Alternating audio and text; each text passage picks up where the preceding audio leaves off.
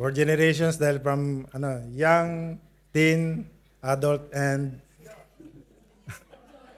hindi. Joy, joy, joy. Joy. Kaya po. Okay? I hope that song prepare our hearts today as we listen to the word of God sa araw na to, and as we welcome our preacher as he will be preaching the word of God today.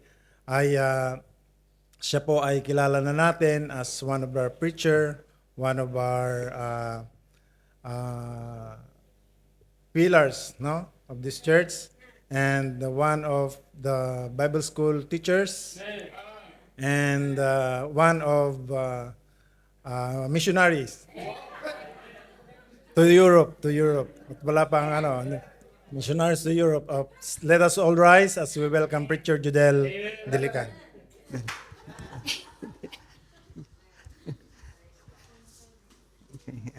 Salamat po, Preacher Hermie, no, for maliban doon sa huli, no.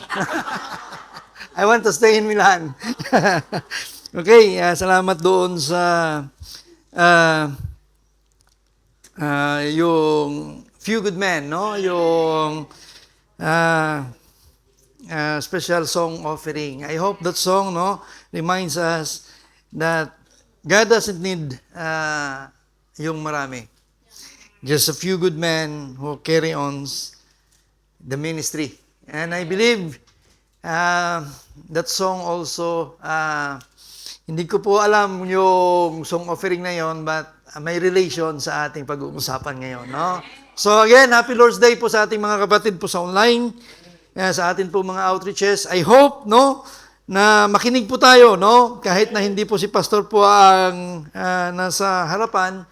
I hope lahat po tayo ay makikinig pa rin sa salita ng Panginoon because we are preaching the Word of God, no? So, ang atin pong lesson ay makikita po sa 2 Corinthians chapter 4 verses 1 to 6, no? I intend to finish this preaching na isang oras lang, no? Pero kung ito'y sumubra, de alauna media, alas 2. Okay?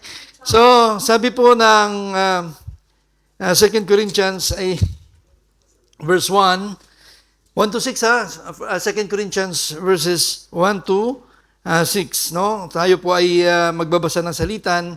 I will be 2 Corinthians chapter 4 verses 1 to 6, no? So I will be reading first. Sabi po ng verse 1, therefore seeing we have this ministry, as we have received mercy, we faint not.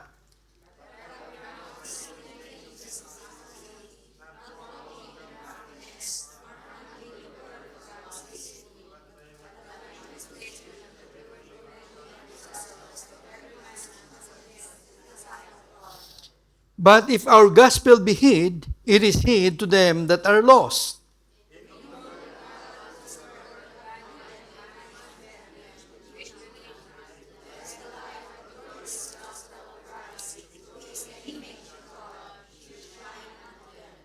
For we preach not ourselves, but Christ Jesus the Lord, and ourselves your servants for Jesus' sakes.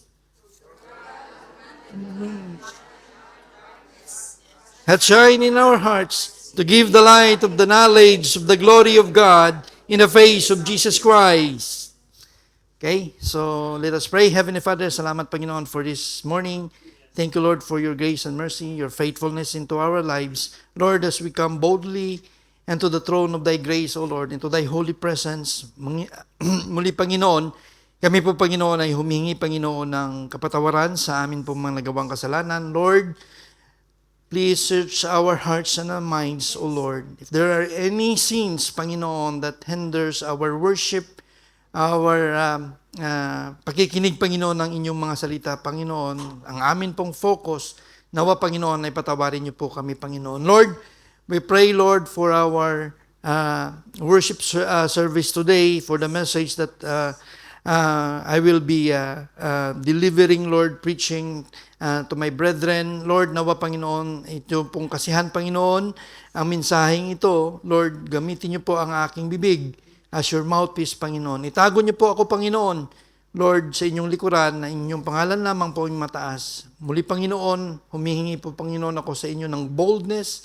ng clarity, Panginoon, and organized thoughts, Panginoon, as I deliver your message, Panginoon. Lord, give us a heart that is humble, that is tender, Panginoon, a heart that is focused, Panginoon, and listening to thy word. Nawa, Panginoon, kung ano man po ang mga spiritual truths, applications, Panginoon, na pwede naming magamit, Panginoon, sa aming mga buhay. Nawa, Panginoon, ay amin po itong may sa buhay, Panginoon, according to your purpose. Lord, ikaw po, nawa, Panginoon, ang magbigay sa amin ng focused mind, focused ear, to listen to thy word. Nawa, Panginoon, ikaw lamang po, Panginoon, ang mapuri, Panginoon, sa aming kalagitnaan. In Christ's name we pray. Amen. Okay, so pwede na po tayong umupo. Okay, so this a simple background, no? Background lang kung bakit na punta po ako God impressed this message into my heart. When I was on vacation, di ba nasabi ko na sa inyo na meron pong mga churches ako napuntahan, and mayroon pong ipinakitang 3 churches ang Panginoon sa akin, no? So, and I was rebuked, no, by the Lord, dahil sa 3 churches na yon, doon ko nakita yung kaimportantihan, no, kahalagahan ng salita ng Panginoon. Whoever stands in the pulpit, sabi ng Panginoon pala sa akin, meron akong makukuha, no?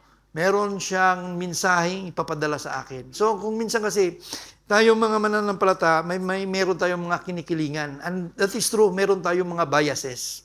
No? Meron tayong mga bias kung sino ang, ayaw ko niyan sa kanya kasi medyo malumanay siya. Ayaw ko yan sa kanya kasi hindi siya eloquent magsalita. Ayaw ko sa kanya dahil medyo mahaba ang post niya. No? So, God impressed to me at nirebuke ako ng Panginoon doon na whoever, no, na kung sino man ang tumayo dito sa pulpit pala, hindi yung tao yung tinitingnan ko. Dapat pala hindi ako mag-focus doon sa tao.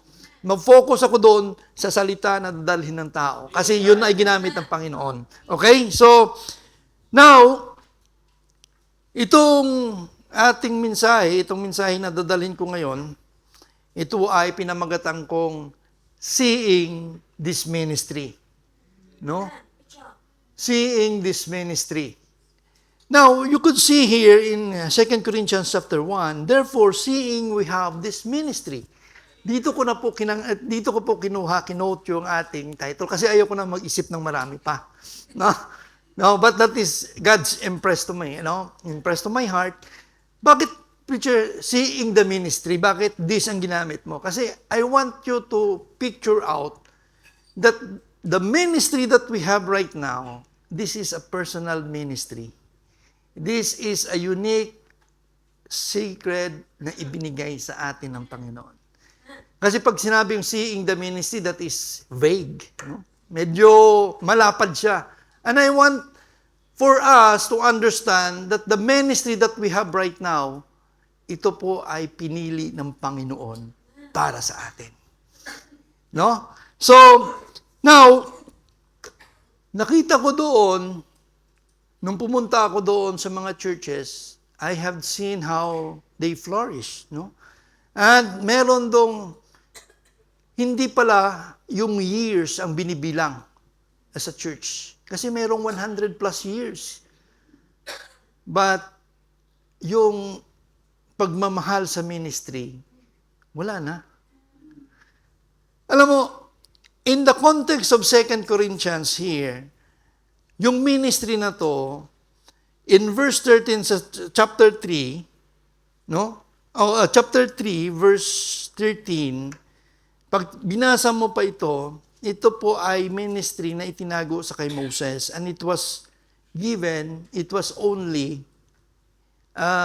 binigay nung ito po ay after the sacrifice of our Lord Jesus Christ.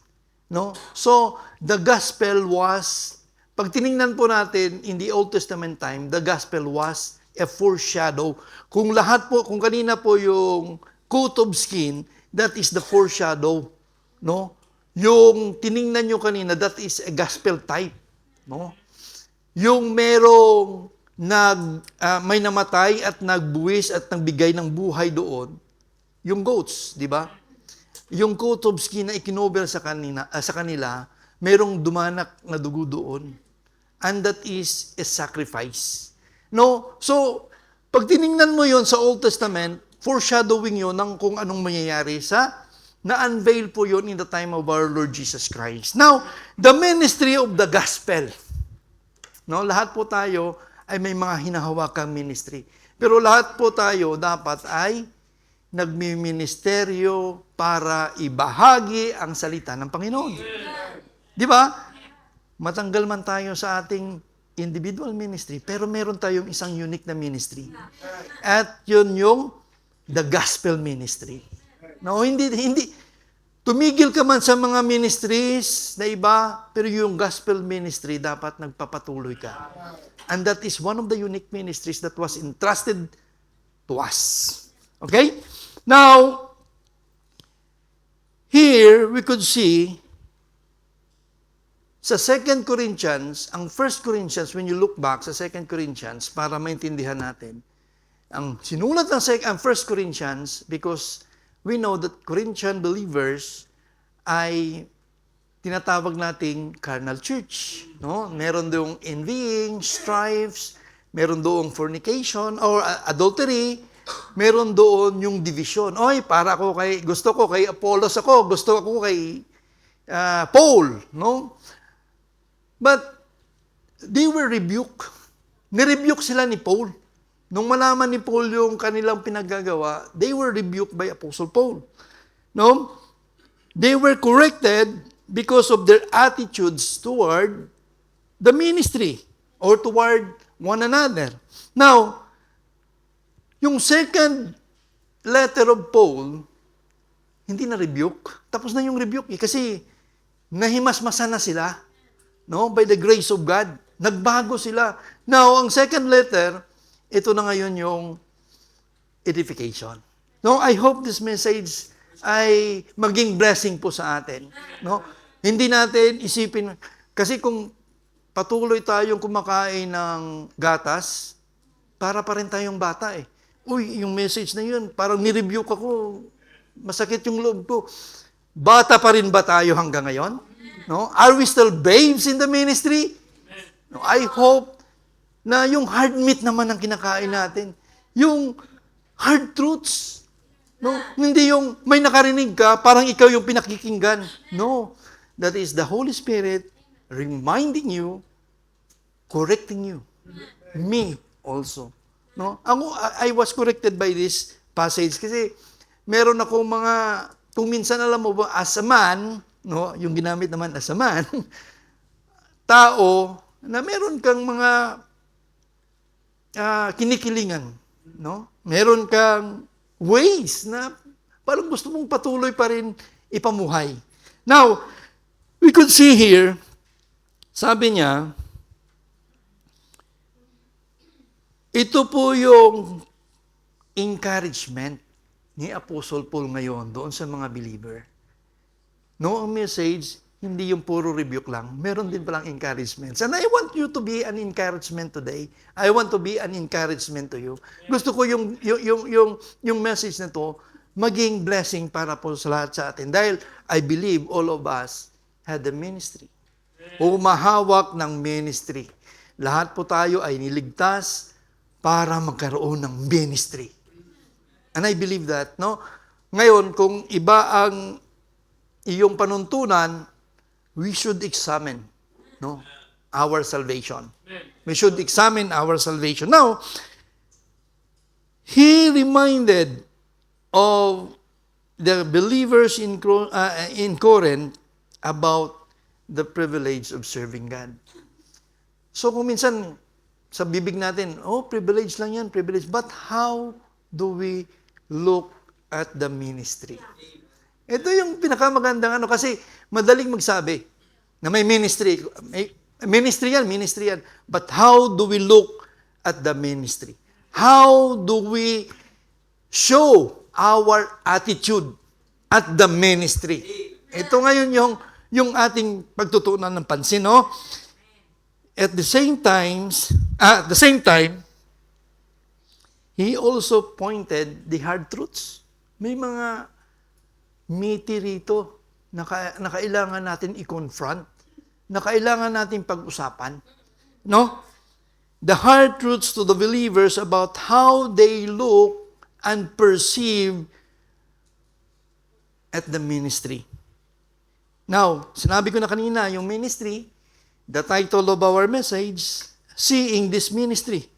Now, as a believer, how do we perceive? How do we look? Ano po yung outlook natin when it comes to our ministry?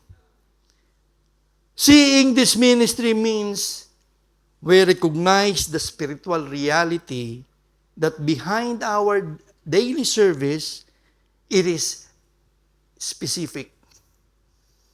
No, it is specific, non-interchangeable.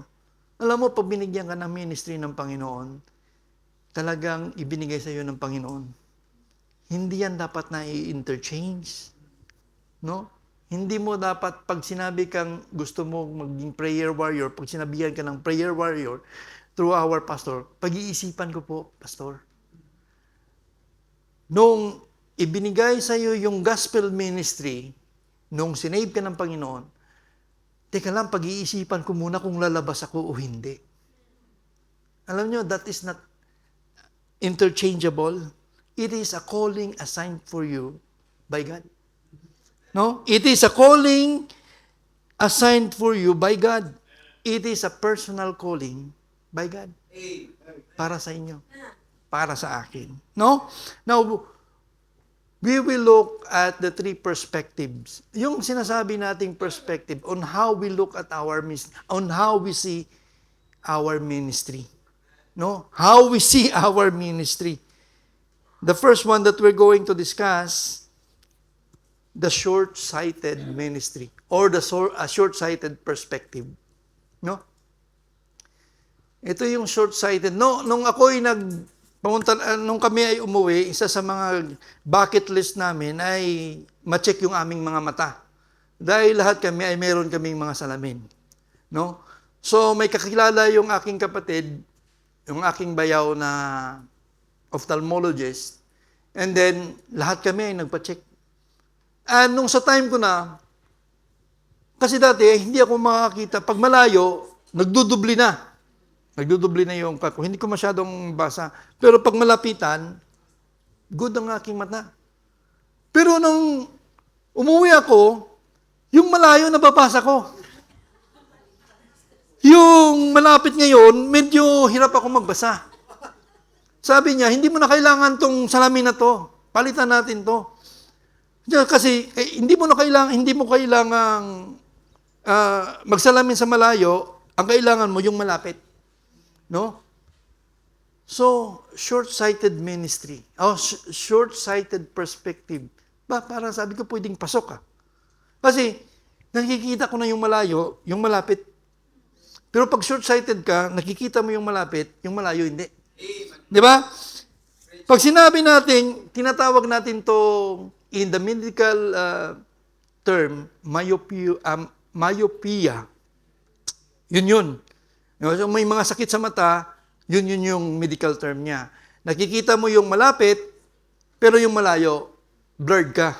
Now, in the spiritual sense, short-sightedness is an illness or blindness to the eternal things. No? It is a flow of looking only at the immediate circumstance, the current pressures, and your human limitations. Pag short-sightedness ka, nakikita mo yung parang, ay, kawawa naman ako. Parang ito na lang palagi, nakakapagod ng ministry. Ay, soul winning na naman. Hindi ba natatapos yung soul winning na yan? But hey, meron na tayong oikos. Ay, ano ba sa oikos? Pray, invest. Invest na naman. Pag short-sightedness ka, kung investor ka, mayroong mga investor na gusto nila yung pag pag bigay mo ganyan, nandyan ka agad. Merong return of investment kaagad. Pero merong mga long-term investment. I have read, one of the investors in NVIDIA, nag-invest sila ng 28 million or 20 million at the start of that AI. Gumagawa yan sila ng chips eh. And after 4 years, yung 20 million niya, ang return of investment niya ay 4 billion. Nung nagkita sila, tapos bininta niya yung kanyang share, yung stakes niya doon sa NVIDIA. And then, nung nagkita sila nung nakalimutan ko pangalan ng one of the billionaire, yung may-ari nung CEO ng NVIDIA, yung current price, yung current value dapat nung kanyang ininvest, kung nagpahaba pa siya, that would be 320 billion. Kung ibibinta niya ngayon. So, kung short-sighted ang perspective mo, yung current situation mo lang tinitingnan mo. You're not looking at the eternal things. The temporal things lang yung gustong ma-achieve. Now, we can see here, there is a great question for us today. How do we look at our ministry? Mas prefer ba natin yung short-sighted or yung long-term? No? Now, in verse 1, it tells about God's mercy. Pag binasa po natin, therefore, seeing we have this ministry, as we have received mercy, we faint not.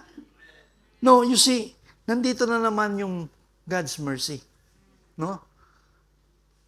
Mercy, when we talk about mercy, this is a just punishment for us that we deserve, but God shielded us.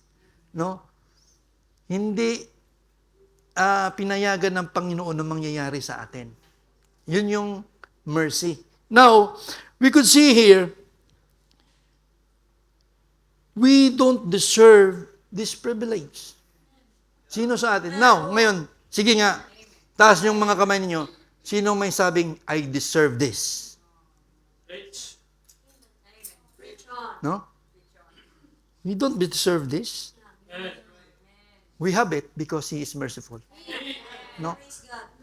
Nasa atin ito dahil merciful ang Panginoon. Okay? It is a privilege because of His grace, not because we really deserve it. Okay?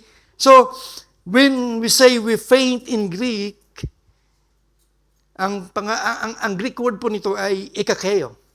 Ekakeo, meaning to be utterly spiritless, to be wearied out or exhausted. Is it possible ba na when you are busy in the ministry and then exhausted ka na? Yes. Tao tayo eh. Di ba? Tao tayo. And we could see here, there are 3 reasons. No? A short-sighted believer wavers in faith because in verse 2, pag binasa po natin, but we have renounced the hidden things of dishonesty, not walking in craftiness, nor handling the word of God. Notice the word, not walking in craftiness. Not walking in craftiness, or walking in craftiness. A short-sighted believer, mawawala yan sa gawain ng Panginoon because he still walks in craftiness. When we say craftiness, means false wisdom, trickery, or sophistry. Ang hirap sa tao na nasa ministry at siya ay tosok. No? Kuminsan, mayroong mga tao na nasa ministry not to edify people, but to take advantage of the people. No? So, pag nakita mo niyang we have to examine ourselves. Why I am here? Alam mo, kung minsan, makikita mo, so nakikita ko lang one of my observation, pagdating po sa hugasan,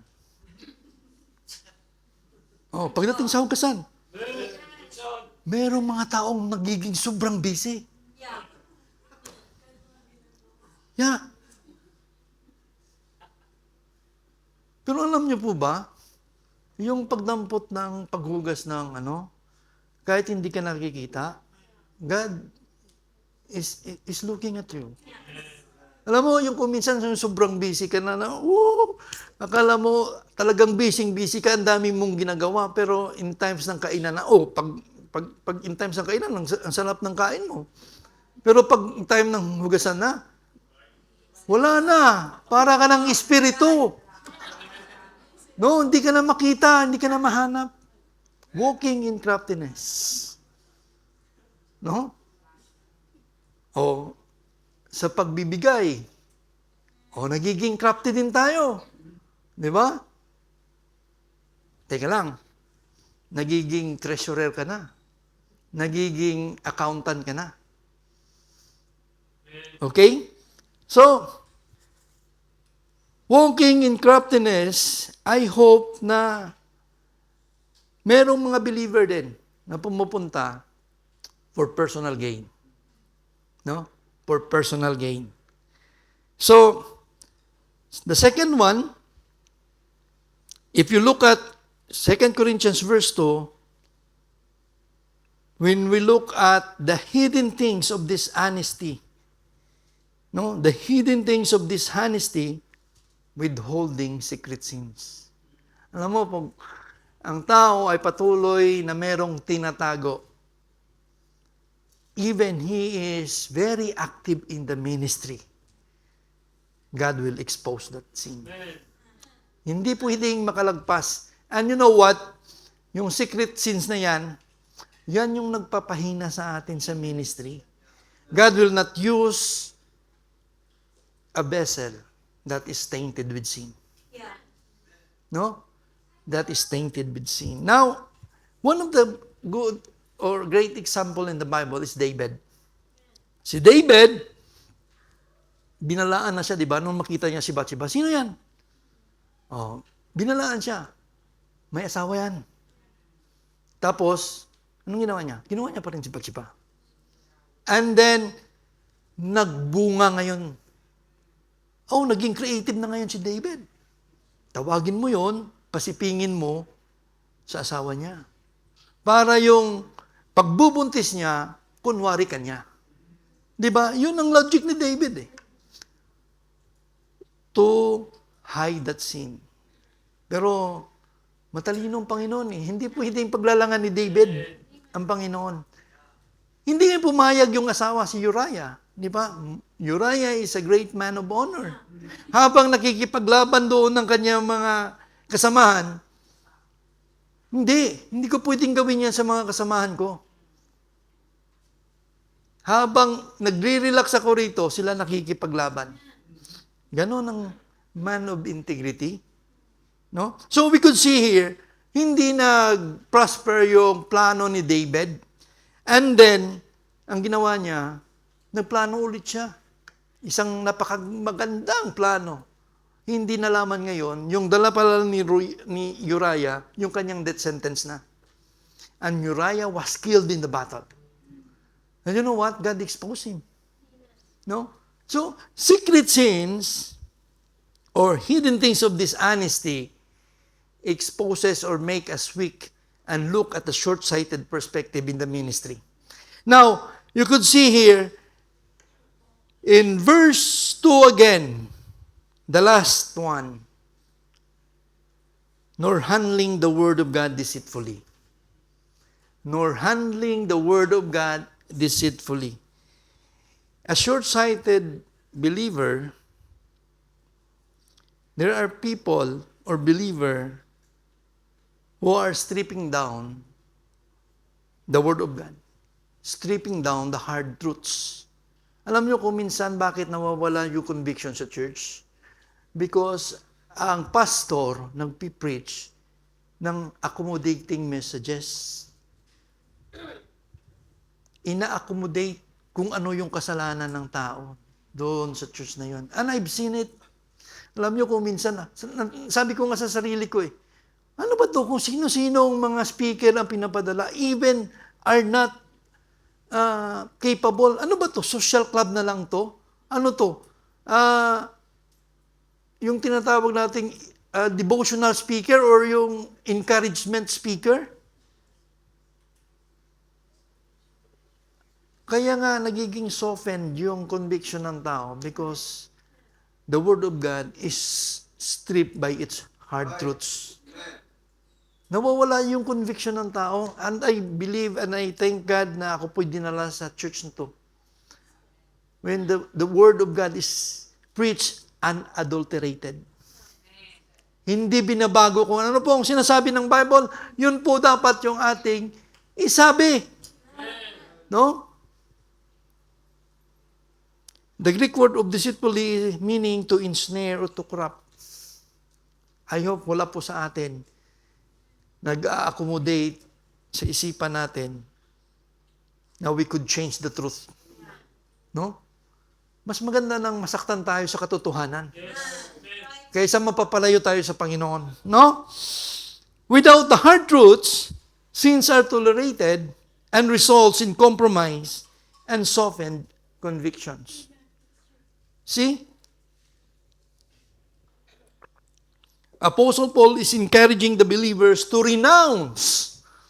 If you look at verse 2, no, sabi niya po rito, but have renounced the hidden things. Renounce, when you say renounce, to turn back, to disown, no? Talikuran natin daw itong mga gawaing ito, yung mga attitude na to, kasi hindi makakatulong sa atin sa paglago. Yeah. That's true. Dati kasi ang ating buhay ay ganito, whether you like it or not. Ganito tayo. Amen. But God, praise be to God, to His word, sabi ng Panginoon sa atin, we should renounce. Talikuran natin to. Kasi nga, binago na tayo ng Panginoon, di ba? So, yung pag binago ka na ng Panginoon, wala nang may naiwan sa dati sa'yo. Hindi ka nakilala sa ganito. Ay, tuso yan. Ay, may mga secret sins yan. Ay, gumagawa pa rin, namumuhay pa rin yan sa kadiliman. Di ba? Now, we could see here, walking in craftiness does not produce strong faith. Because faith built on human tricks and personality will always collapse when trial comes. Kasi, especially, kung ang tao ay gumagawa ng personal kingdom. Pag hindi ka na-recognize, lupaypay ng puso mo. No? Kung hindi ka na nagagamit, lupaypay na ang puso mo. Kasi, tingin mo, dapat ikaw lang ang may pribilehiyo. Now, it is very possible, no, that we can live worship, preach the Word of God, and attend churches or attend church services faithfully. Midweek service, Sunday services, nandito ka. But our hearts remains distant and unexamined. No? Nangyayari yan. At saka marami yan. Isipin nyo, 120 years. Pero pagdating sa preaching ng salita ng Panginoon, natutulog ka. Di ba?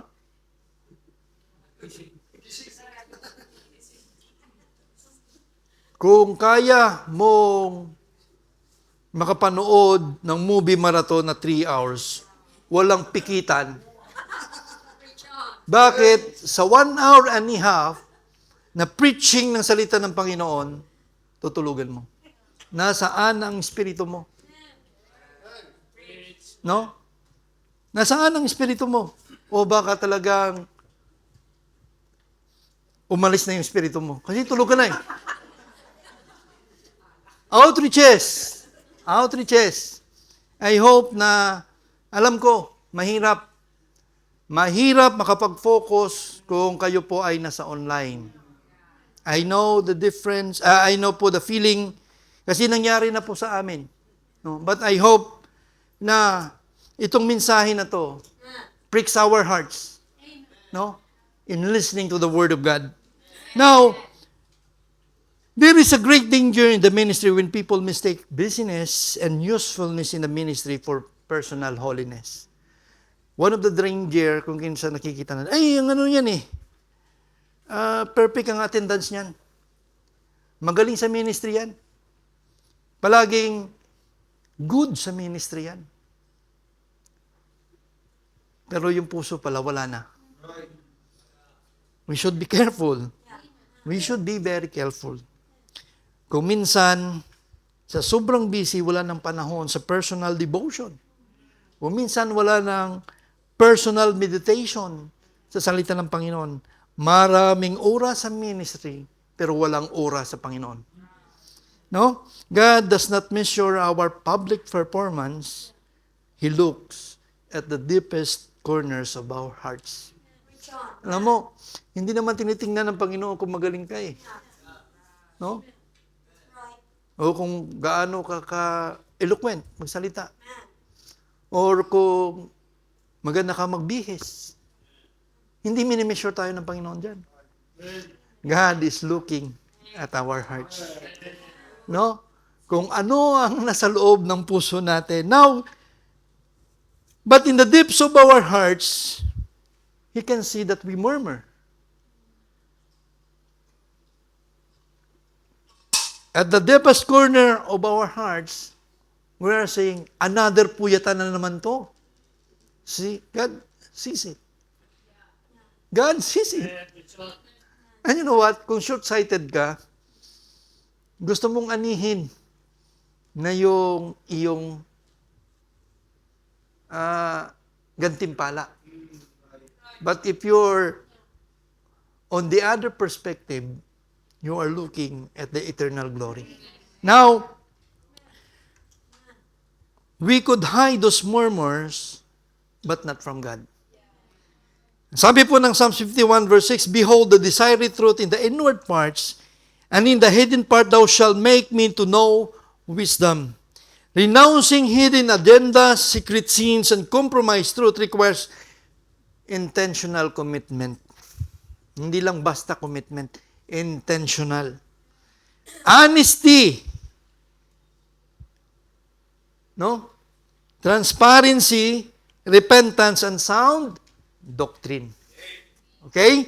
So, we should examine our motives. We should ask God, please, reveal to me why we serve you.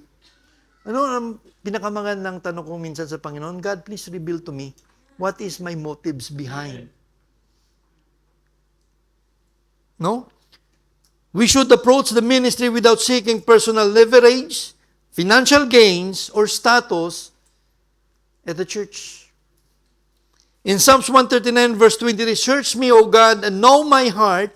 Try me, and know my thoughts.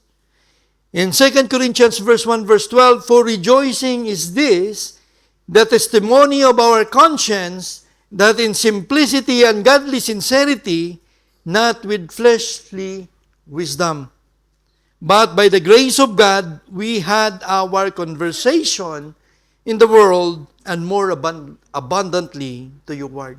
No, I hope ganito po ang ating prayer, no? That we should be rejoicing that our testimony, the testimony of our conscience, ay meron pong sincerity.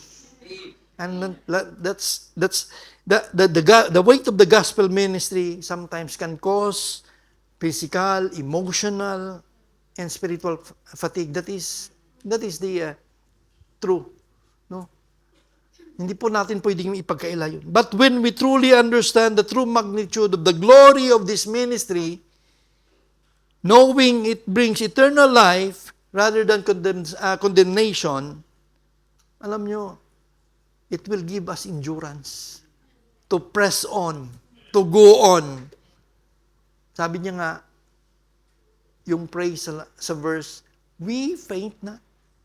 We will not waver. Now, the first point, the short-sighted ministry. The second one, in verse 1 pa rin, hanggang 2. Hindi ako lalayo, dito lang ako.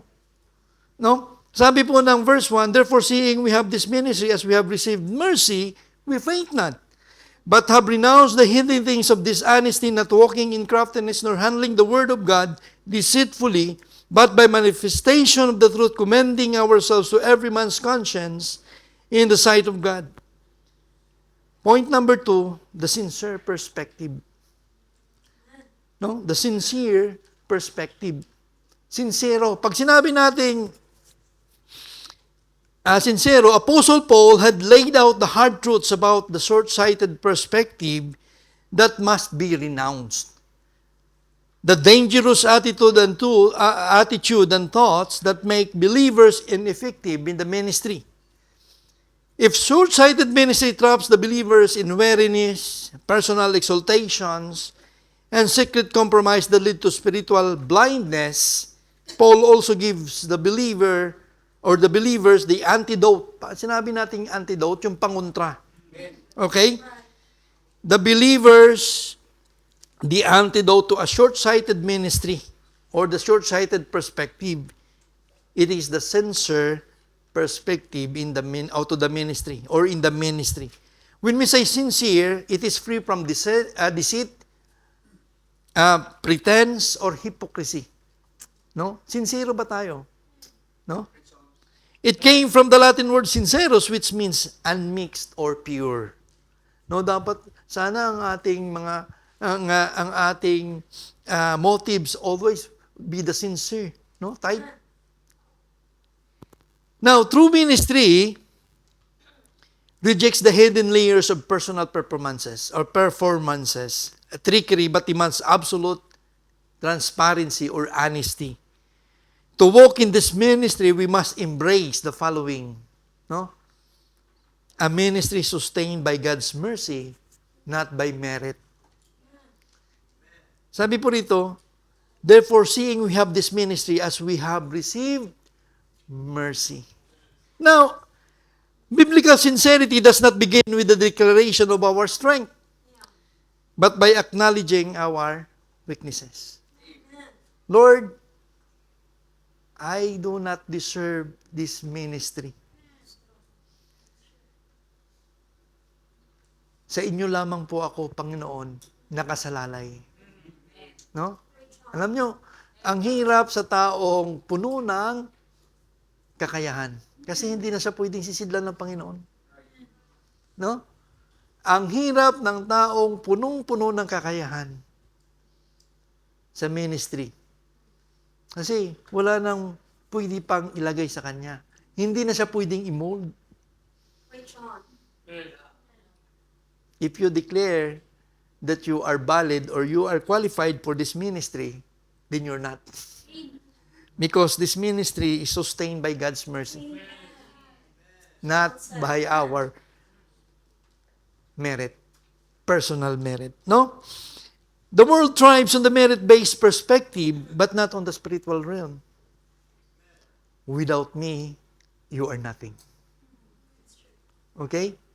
Tandaan natin palagi yan. Without God, we are nothing. Now, Apostle Paul had broken these pride-based illusions by reminding us that our ministry is a privilege anchored squarely by God's mercy. Sikat na sikat rito si Sister Mercy. No? Anchored squarely on God's mercy. Ito yung sinasabi nating we deserve. No? We deserve punishment, but God is withholding it. No? Now, if we understand, if we only really understand that this ministry is anchored squarely on God's grace and mercy, we will not boast. Hindi tayo pwedeng magmataas. Hindi natin pwedeng ipagmataas. No, we will acknowledge that we are unqualified vessel who had been graciously spared and greatly entrusted with this sacred task. Alam mo, kung naintindihan mo lang na yung task na yan ay personally entrusted to you by God, hindi mo tatalikuran yan. Preach on. Right. Na parang wala kang pake. No, meron mga believer na may nagsabi sa akin na, preacher, na natatakot. Meron kaming kasi parang nagiging trend. Umuwi ng Pilipinas, nagbakasyon, pagbalik, nawawala. Preacher, baka ikaw din, ha? Parang natakot ako doon, ha?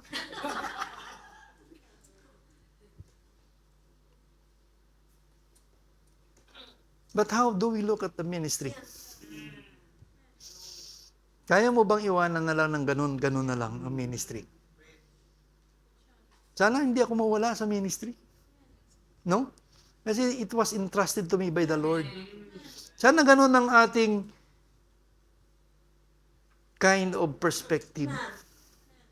Na hindi tayo mawawala sa ministry because hindi natin to deserve, but ito'y ibinigay na special calling ng Panginoon sa atin.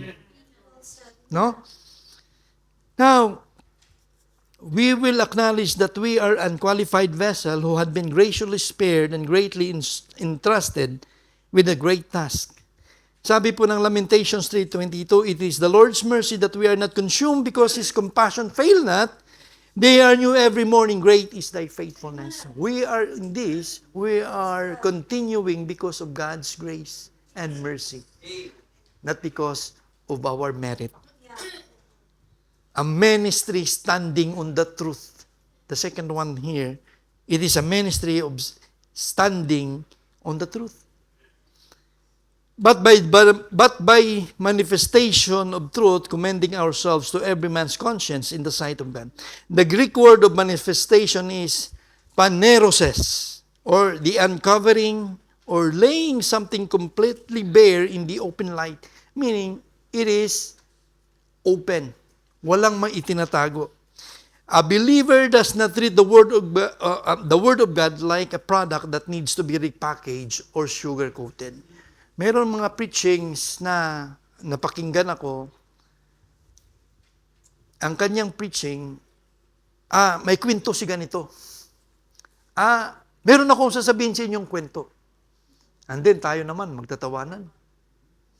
Meron akong sasabihin sa inyo, ganito. Alam nyo, kung minsan naisip ko, nandito ba ako sa church para ma-entertain? Kung entertainment lang naman, di pumunta, manood na lang ako kay Vice Ganda. Gusto kong ma-entertain. Siyempre, si Vice Ganda napapatawa, di ba? Pero pag I am here in the church, gusto kong mag-grow spiritually. Kasi kailangan ko mapunan yung pangangailangan ng aking spiritual na buhay. Ba't ganun ba talaga kaboring yung mga spiritual truths ng Panginoon? Pag naintindihan mo lang. Kaya nga, simula noon, nung umuwi ako sa Pilipinas, parang hindi na ako inaantok. No? Kasi I was rebuked. I was corrected.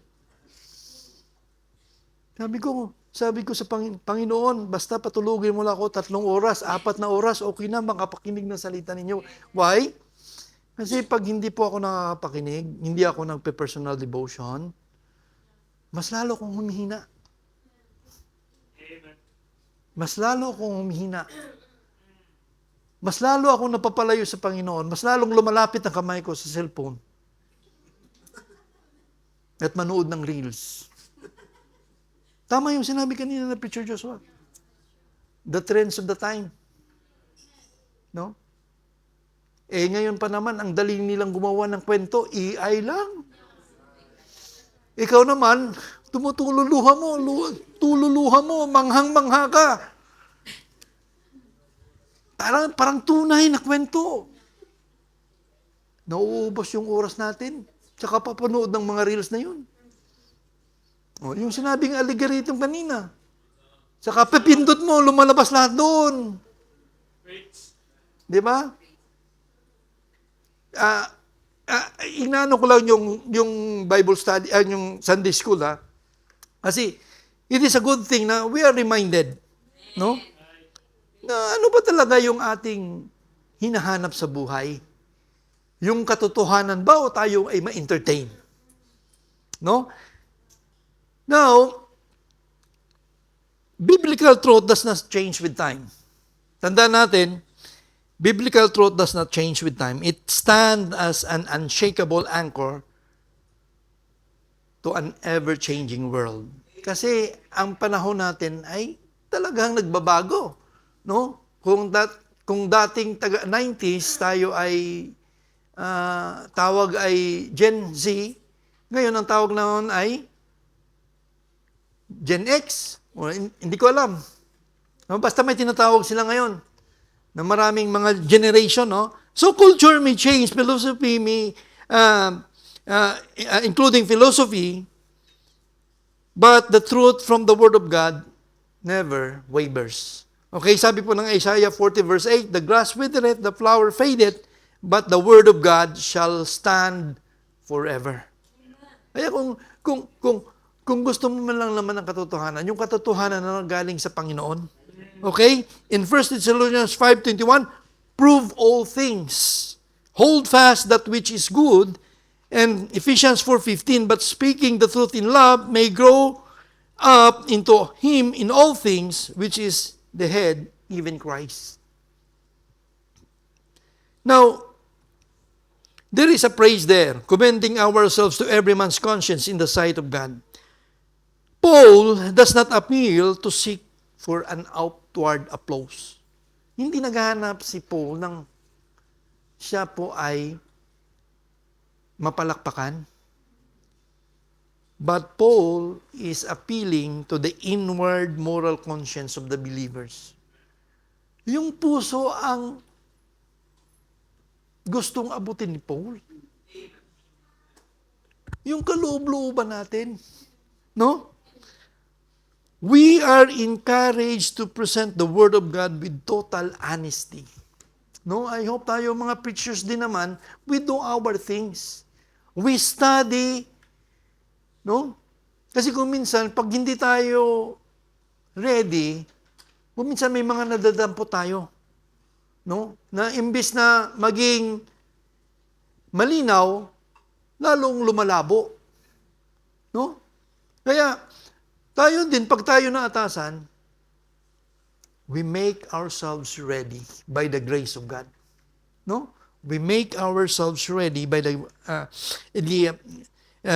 grace of God. In 2 Timothy chapter 4, verse 2, preach the word, be instant in season, out of season, reprove, rebuke, exhort with all long-suffering and doctrine. Alam nyo, we don't need to appeal to make people emotionally high. Alam nyo, kung palagi kayong emotionally high rito, hindi magtatagal, mawawala kayo. Because I am catering your emotions. No? We don't need manipulation and trickery for preaching the scripture forwardly or straightforward is enough. Kung anong sinasabi ng Bible, yun lang. Hindi na dapat natin dagdagan. Okay?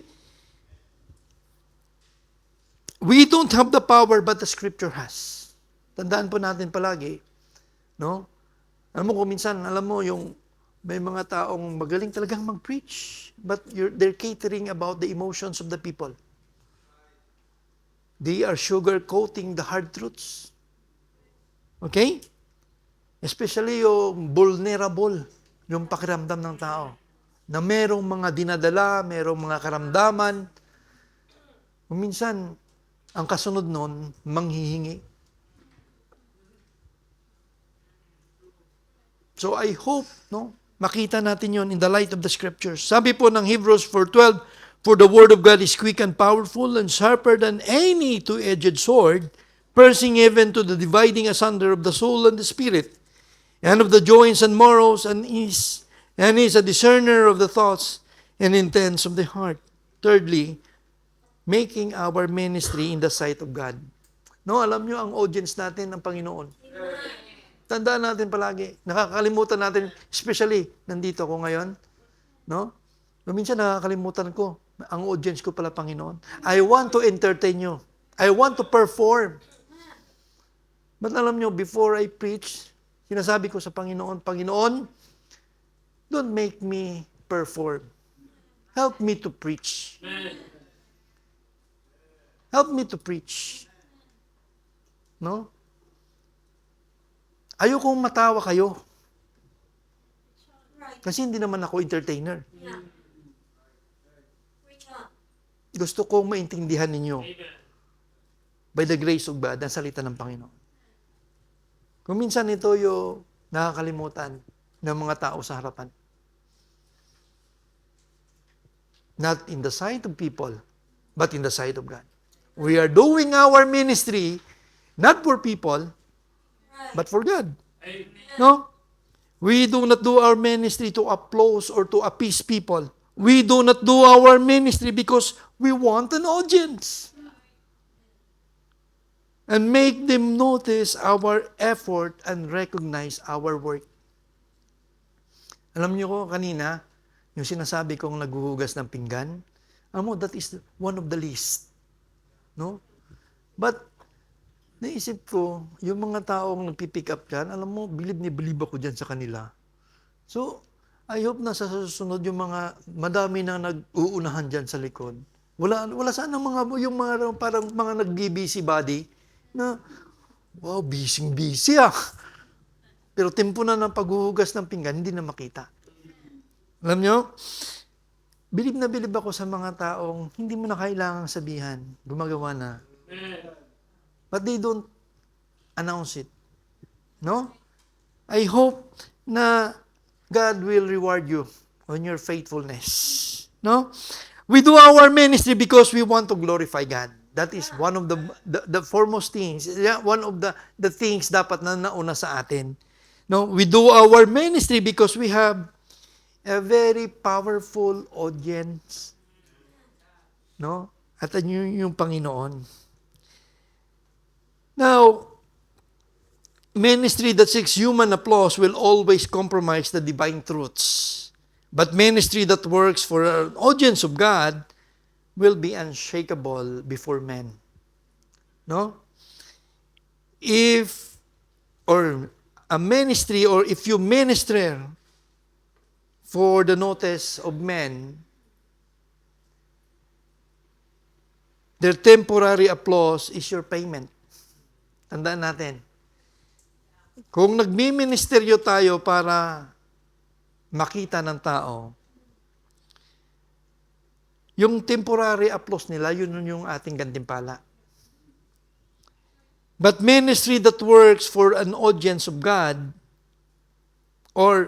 but if you minister for the glory of God, His eternal presence is your reward. Yun yung eternal presence ng Panginoon dapat yung ating nilulook forward, no?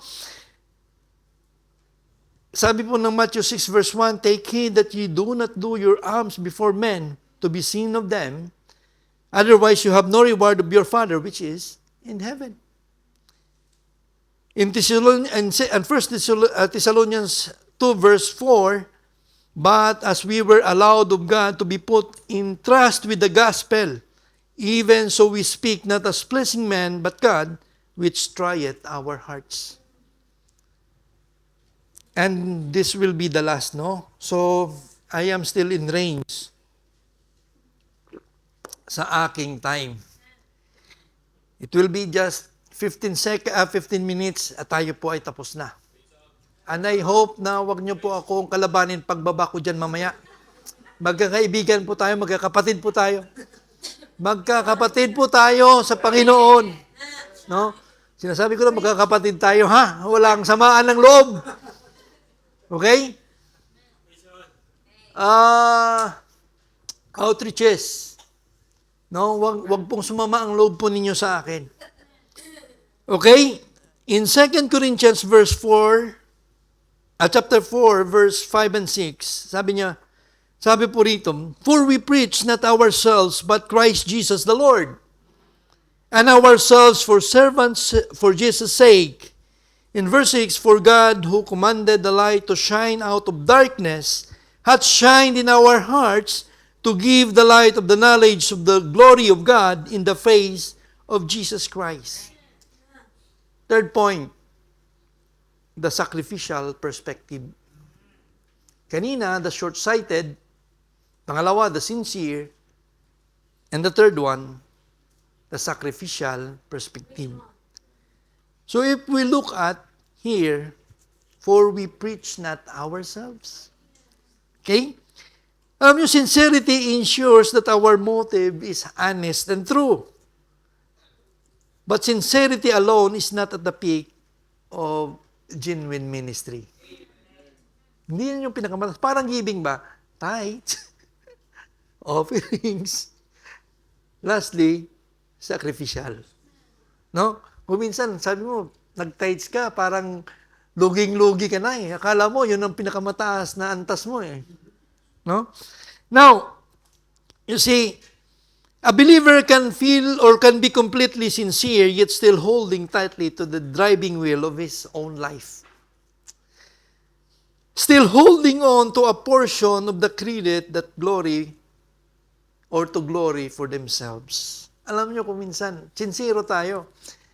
Pero we are still holding on to something. Sana mag-glorify ako. Sana may taas ako. Sana tumaas yung antas ng aking tumaas ang antas ng pagkilala ninyo sa akin.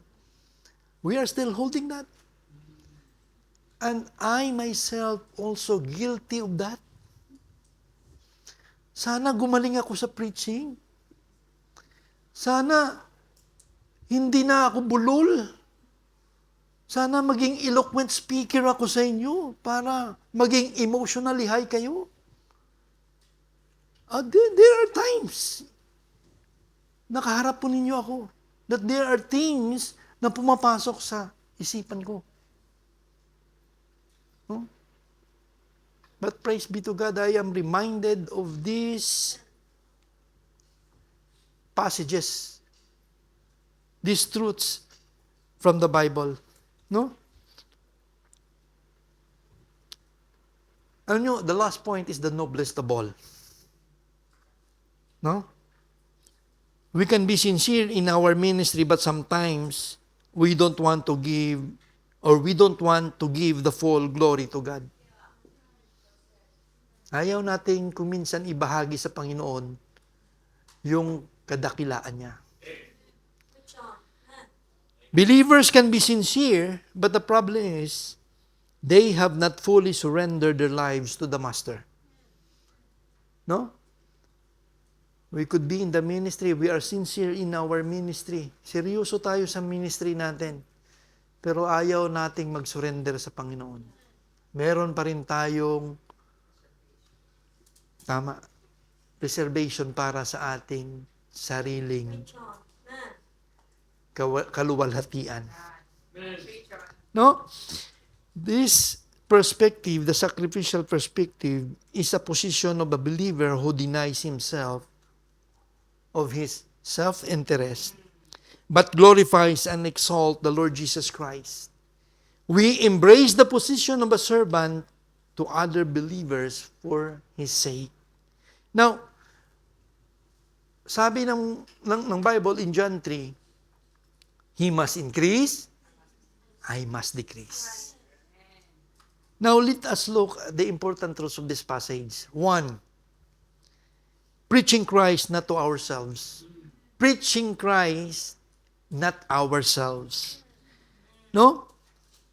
We do not sell ourselves in the pulpit. No, tandaan natin mga preachers, we do not sell ourselves in the pulpit. We are preaching Christ. Dapat ang Panginoong Kristo palagi ang nasa unahan ng pulpit. No?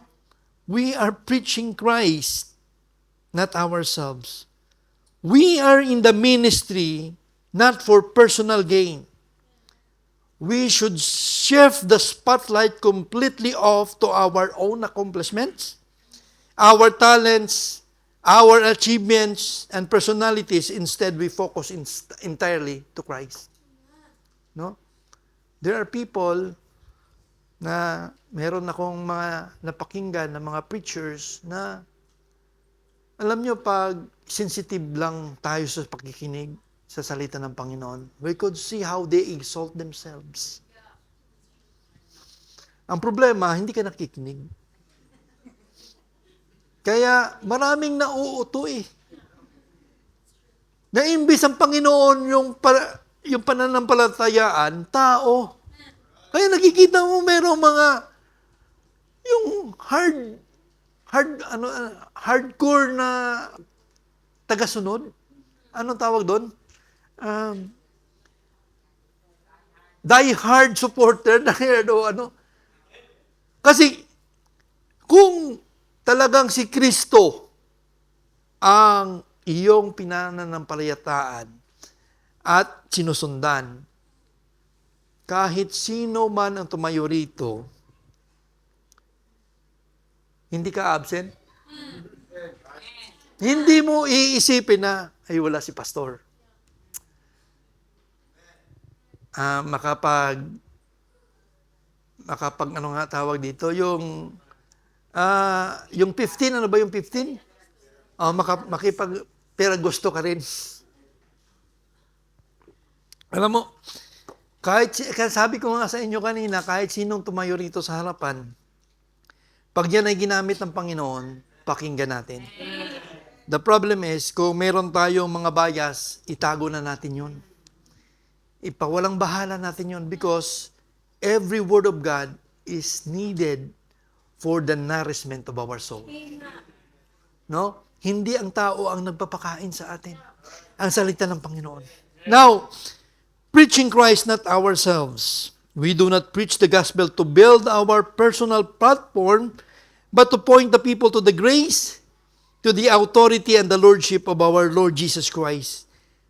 Genuine spiritual service never asks the people to admire their messenger, but it directly points to the Master. No? There is no other person or people to be lifted up but Jesus. If we won't, tandaan natin, kung hindi natin ipapagamit yung ating sarili, who will? Alam nga naman gamitin natin yung iasa na lang natin doon sa mga Jehovah's Witness. Ay, hindi maraming pupunta sa impyerno. Alam natin kultura. Ay, sa mga Mormons. Sige nga. Ay, sa mga Muslim. Alam nyo bang nagsusulwining din sila? If we will not do this, who will?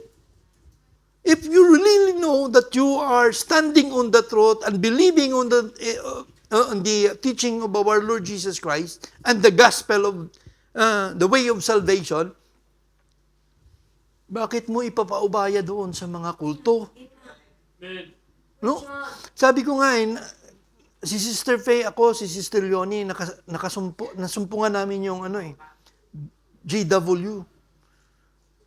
Sabi niya sa amin, pare-pareho ang Biblia. Sabi niya, bakit pare-pareho? Pare-pareho lang naman ang Biblia, pero sa kanila, bakit puro lang Jehovah ang pangalan? Kung nag-uo kami, hindi kasangkapan kami. Imbes na kami ang nagsulwining, kami ang nasulwining. Diba? So, we should know the truth. At hindi tayo parang, nandito tayo para matuto.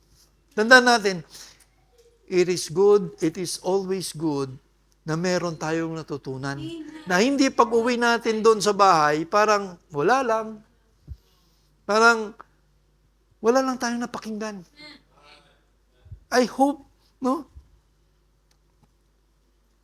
And to tell you the truth, sabi po rito sa 2 Corinthians chapter 3, verse 3, Chapter 4, verse 3, but if our gospel be hid, it is hid to them that are lost. And there are plenty. No? Wala pa tayo sa kalingkingan na abot natin. Europe, nangangailangan. Ang dami na ngayon. Kung hindi tayo kikilos, sinong kikilos? No? In whom the God of this world hath blinded the minds of them who which believe not, lest the light of the glorious gospel of Christ, who is in the image of God, shine unto them. Okay? So I hope yung ministry, yung gospel ministry, yung oikos, napaka-importante po yun. Pray, invite, invest. No? Kape, pwede yun, investment yun. Investment yun para sa kaluluwa. No? Now, and ourselves, your servant for Jesus' sake. The position of a servant. A sacrificial perspective, he is looking that he is, or his position is a servant. No? Embracing the position of a servant is putting first the needs and well-being of others above to our own comfort, status, and rights. O, ganun yun. We are not saved, or we were not saved to be served, but to serve others. We do not also serve people because they deserve it. We do not deserve people para makakuha tayo ng personal gains. Na meron tayong behind or motive behind. No? We do not serve people because they deserve it, but for Jesus' sake. Yun yung pinakarason. Alam mo, I still remember, he took the towel. No? He took the towel. I still remember that message. Hindi lang yung malapit sa atin, yung pinagsisilbihan natin, yung kilala natin. Even those, di ba, the Lord Jesus Christ also washed the feet of Judas. Wala siyang may tinanggihan. And mind you, palapit na yung time niya, no? In the upper room. Pagkatapos noon, dadakpin na siya. But, ang Panginoon, walang pinili. Kung minsan, may hindi tayo kasangga sa loob ng church. At aminin, ayaw nyo mang aminin, pero yan ang talagang totoo. No? Merong, di ba, sabi ni ng Panginoon, merong friendly at merong may mga difficult people sa loob ng church. Even those difficult people, kailangan nating pagsilbihan. Hindi yung namimili tayo. Because God told us to be a position of a servant. No? Sabi niya, ourselves, your servants for Jesus' sake. Not because for our sake, but for the sake of our Lord Jesus Christ. Now, Christ-like servant is not how low you can bow to the public, but how willingly you yield your rights in front of Jesus. No? Kung minsan, may mga mananampalataya, pag sa open field, parang siya na lang palagi. Pero on privately, siya ang gustong magpasilbi. No? So, Christ-like servant, hindi yung nagpapakitang tao tayo. Kung talagang nagsisilbi tayo, wala tayong may pinipili. Okay? Now, the last one, portray the light of Jesus Christ in the believer's life. Our testimony. No? Pag sinabi natin portray, to reflect. Nakikita ba si Kristo sa buhay natin? Ito yung sabi niya, for God had commanded the light to shine out of darkness, that shines in our hearts, to give the light of the knowledge of the glory of God in the face of Jesus Christ. Alam nyo, dating buhay natin, magulo din. We were once living in darkness, and alam natin, we are also lost. But by the grace of God, tayo po ay naligtas. No? He stepped into our lives and commanded the divine light to shine into our darkened hearts. He transformed us from being broken, wandering, lost soul into a living lamps that reflects His light and trust to a lost soul.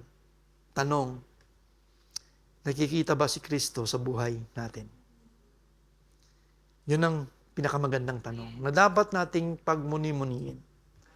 Yes, we could say that we are Christians.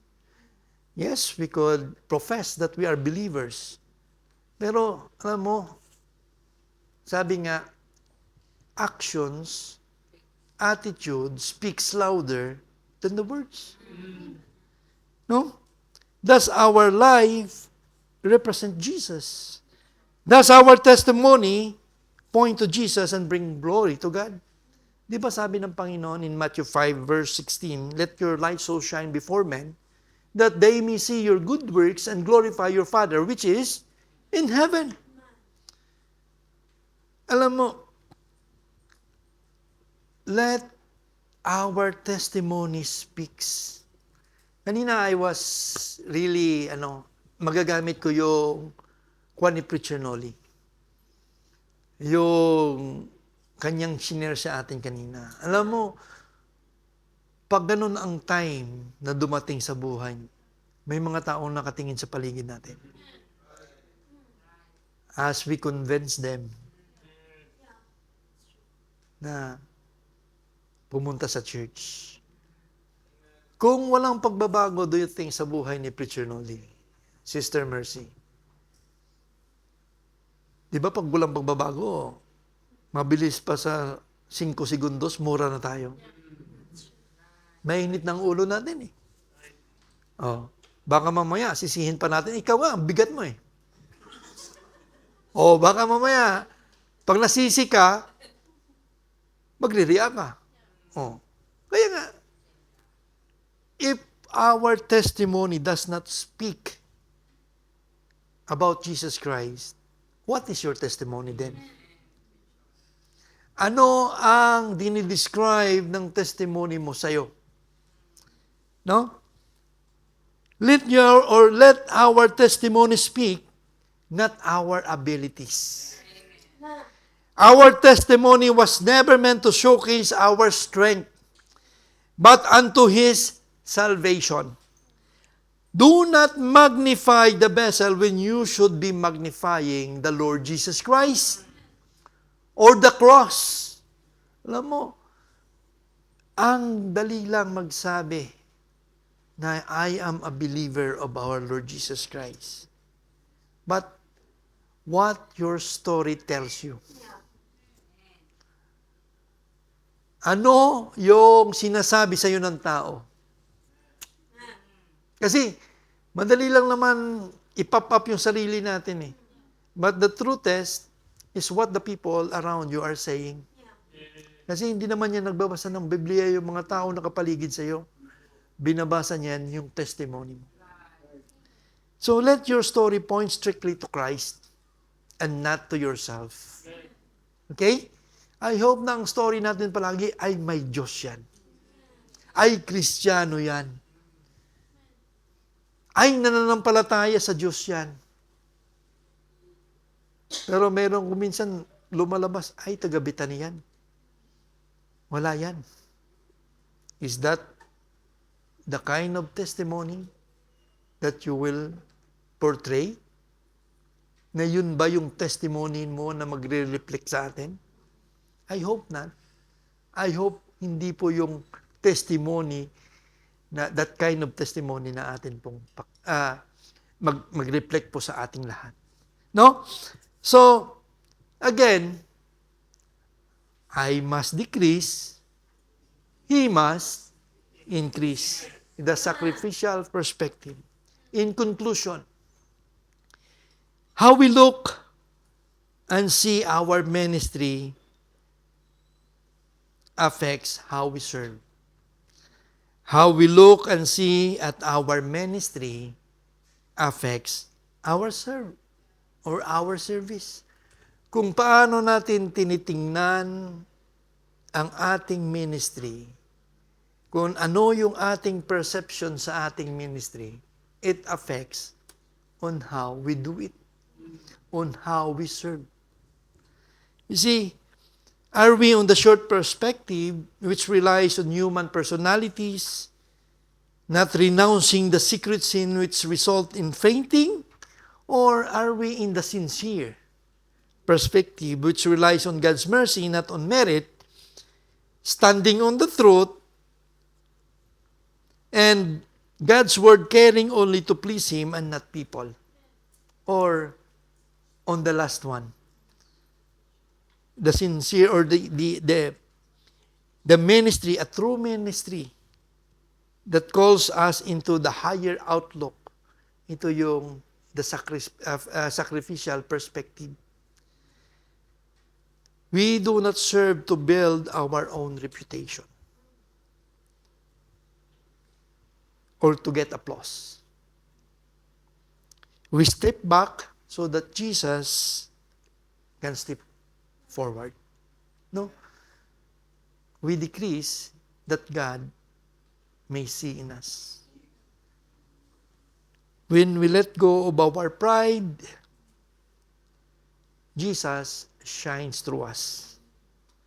Again, He said, the Bible says, I must decrease, He must increase. And I hope that message reminded us how we look at our ministry. Ang sarap na nasa ministry, but sana yung tunay na pananaw sa ministry, yung sacrificial na perspektibo ang ating sundin. No? So let us stand and we will pray to the Lord.